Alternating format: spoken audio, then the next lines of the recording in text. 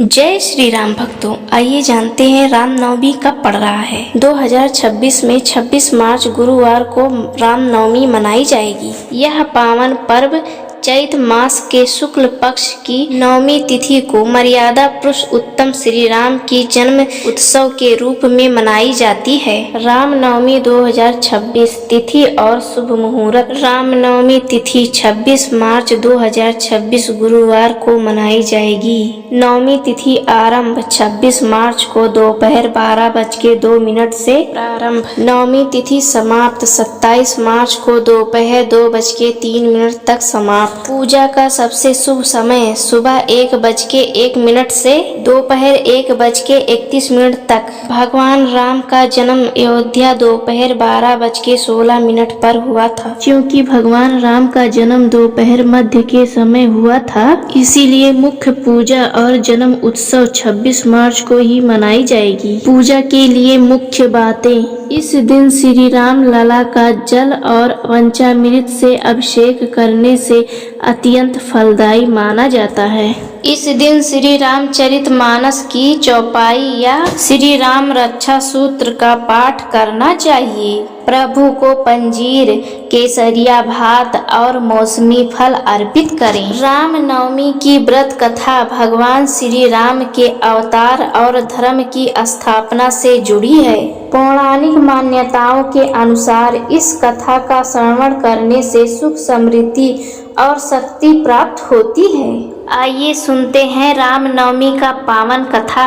प्राचीन काल में अयोध्या के राजा दशरथ की 3 रानियां थीं। उन तीनों रानियों का नाम कैकेयी, कौशल्या और सुमित्रा था। राजा दशरथ के पास सब कुछ था, लेकिन उनके जीवन में कोई संतान नहीं थी, जिसके कारण वे और उनका पूरा साम्राज्य बहुत चिंतित रहता था। संतान प्राप्ति की इच्छा से राजा दशरथ ने ऋषि संघ के मार्गदर्शन में पुत्रेष्ठ यज्ञ का आयोजन करवाया।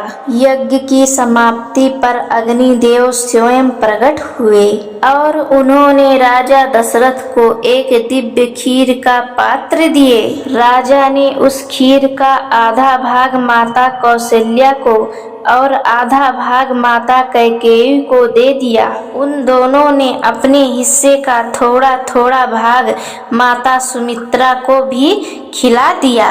इस प्रसाद के प्रभाव से तीनों रानियां गर्भवती हुई।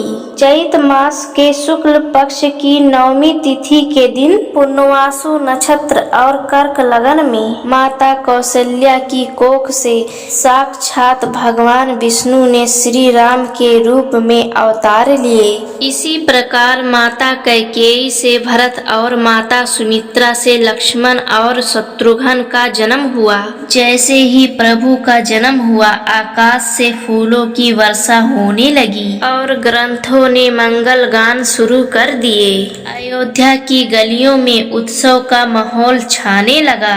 भगवान राम ने धरती से असुरों के विनाश और धर्म की पुनः स्थापना के लिए मनुष्य का रूप धारण किए। मान्यता है कि जो व्यक्ति इस दिन पूर्ण श्रद्धा से व्रत रखता है और भगवान श्री राम की कथा सुनता है, उसके जीवन से सभी कष्ट दुख दूर हो जाते हैं। यह व्रत न केवल पुण्य प्रदान करता है, बल्कि मन को शुद्ध और शांत भी रखता है। व्रत में ध्यान रखने योग्य बातें। इस दिन निराहार रहकर या फलाहार करके व्रत रखना चाहिए। पूजा मध्य दोपहर 12 बजे के समय भगवान राम का जन्म उत्सव जरूर मनाएं। व्रत के समापन पर गरीबों को अन्न या वस्त्र का दान करना अत्यंत लाभकारी माना जाता है। व्रत रखने वाले हर भक्त अपने मन में भक्ति भाव बना कर रखें।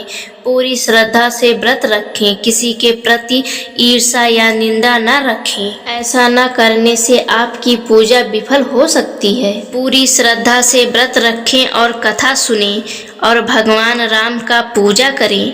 ऐसा करने से व्रत का फल दुगना प्राप्त होता है। तो भक्तों, आप सबको यह वीडियो कैसा लगा कमेंट बॉक्स में जरूर बताएं और अपने चैनल श्याम किशोरी को लाइक सब्सक्राइब जरूर करें। तो सभी भक्त प्रेम से बोलो जय श्री राम।